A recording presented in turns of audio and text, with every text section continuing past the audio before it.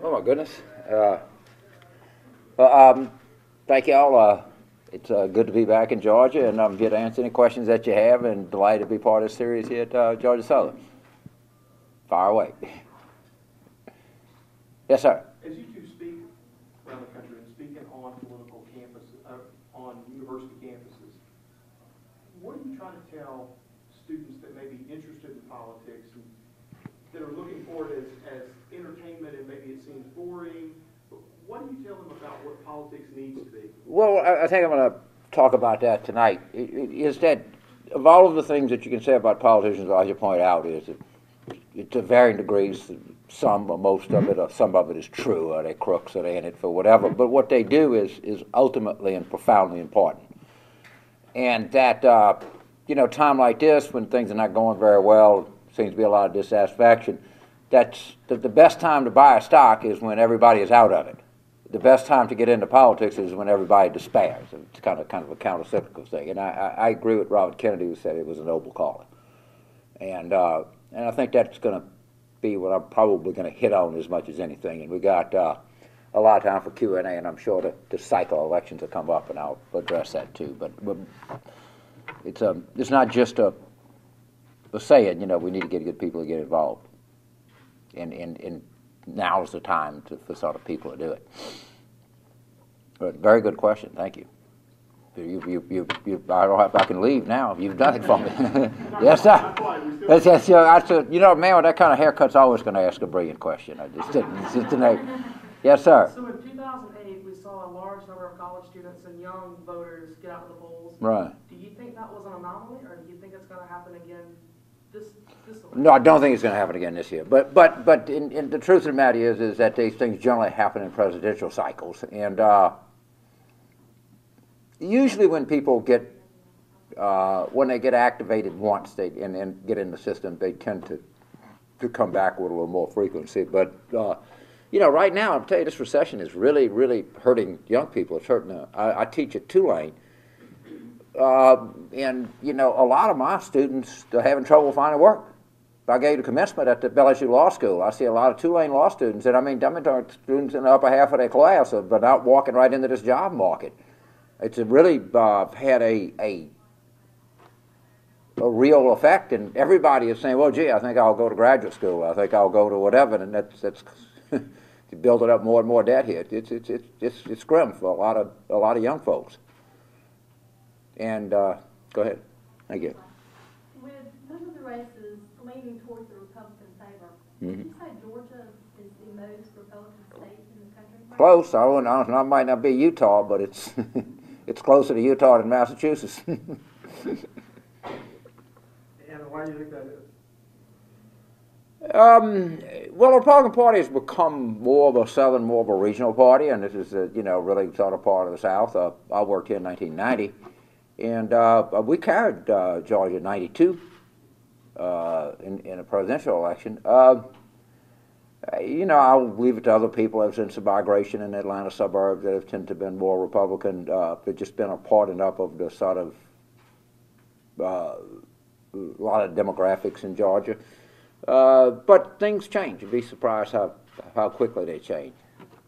North Carolina was, decidedly Republican, and Obama carried it in this past cycle. So we'll see. I was born in Georgia.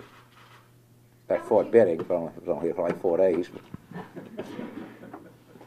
Pre-government health care back then, Excuse me. How would you grade the efforts of the parties in engaging young voters in the election? Yeah, I don't know that parties really kind of engage young voters. I wouldn't give them much of a grade, but also they have sort of met my rather limited expectations. I mean, young people get involved in politics because I became a Democrat because of a combination of civil rights and John Kennedy. I mean, I didn't say, gee, I want to be, a Democrat. I want to go down to party headquarters and lick envelopes or something like that. It's usually people are motivated by something else.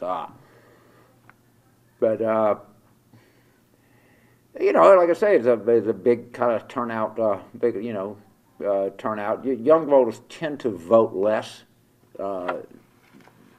Pretty accurate voting behavior, voting turnout, is by and large a function of age.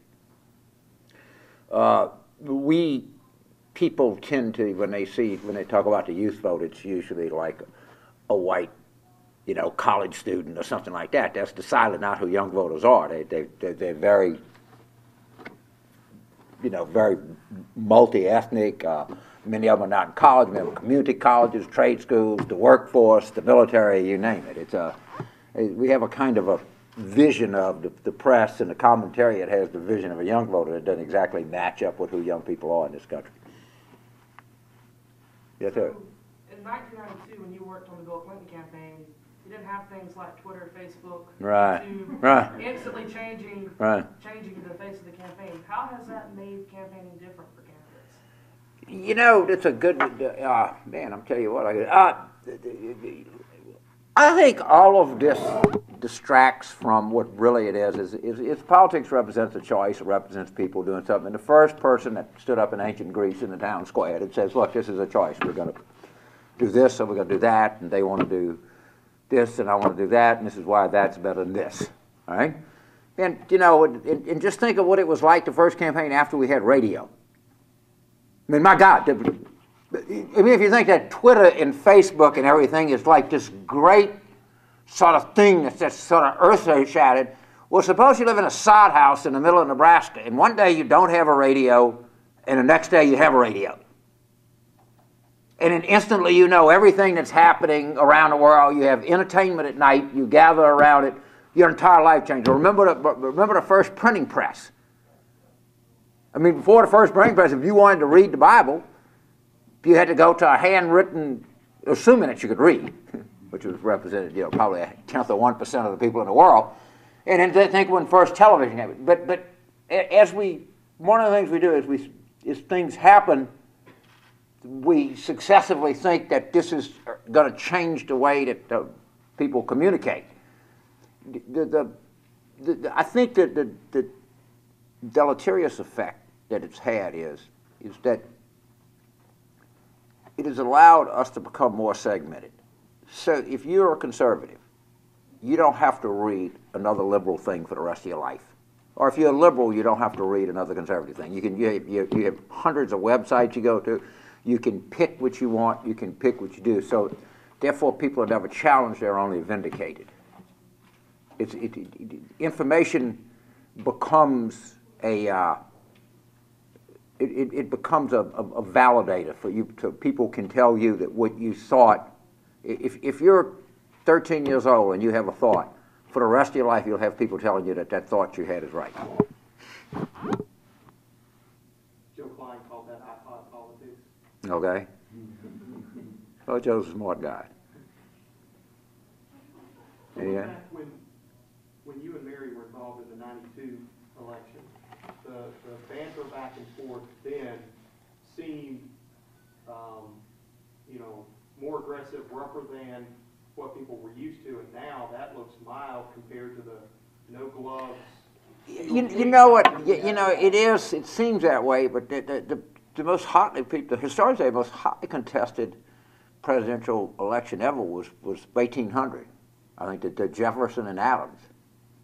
When Jefferson and Adams went to second term, it's just in his book out by just like brutal back then. But I do think that it's gotten ratcheted up pretty good.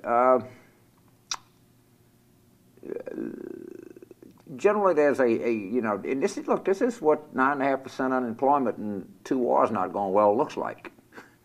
It never is pretty in these kinds of circumstances. People get mad, they lash out. Some of this is a function of the times we live in. And once I asked Mark Twain, do you think it'll stop raining? He said it always does, but it's been rather wet out there lately. You've been a part of so many different campaigns, some more successful than others. What's your secret? Like, why the most of your people that you run with, why do they win? Well, you're right. Some of them don't.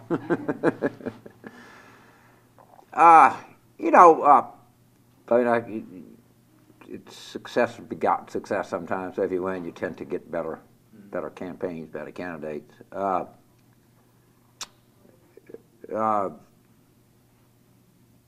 I do international work now. Yeah. I think that if you impose kind of message consistency and message discipline, I think it can make a difference on the margins, and we really stress that. And you've learned things over the years. It actually helps to have some kind of experience. Now you can't win, when you're in sort of an impossible situation or you're uphill. But look, hey, things happen. I mean, look at even in bad cycles. I mean, Democrats have a real shot for the governor's race here in Georgia. It took 3 or 4 things to happen to go their way, but hold on.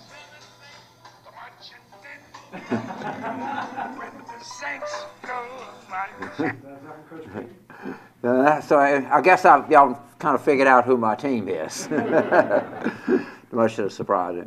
Okay, I'll take one more and. How do the two of you survive as diametrically opposite as you are? Is there a rule that you leave it at the doorway, leave it at the driveway? I say Thanksgiving of '93 to Thanksgiving of 2011 is going to be, 18 years? That's going to be 18th anniversary, assuming it.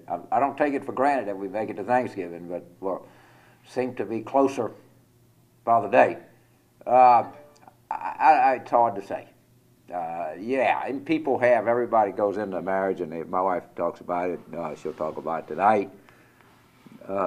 We agree on religion. She says we agree on sex 80% of the time, money 60% of the times, and politics, 10% of the time, and 3 out of 4 ain't bad.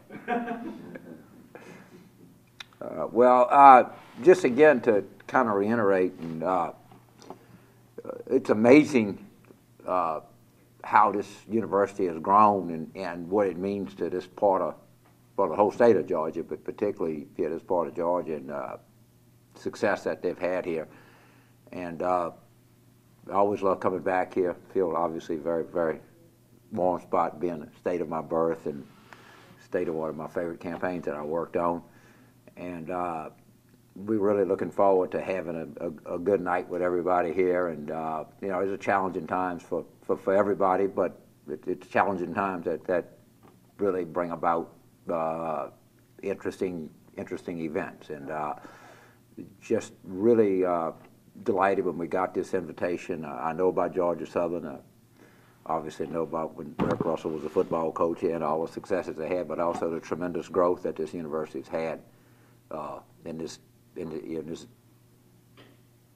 the turn of the century, and what that means. We were in Savannah, I guess it was the year before last, and saw some of the tremendous progress that had been made there, and it's now big honor to be here. Thank you very much.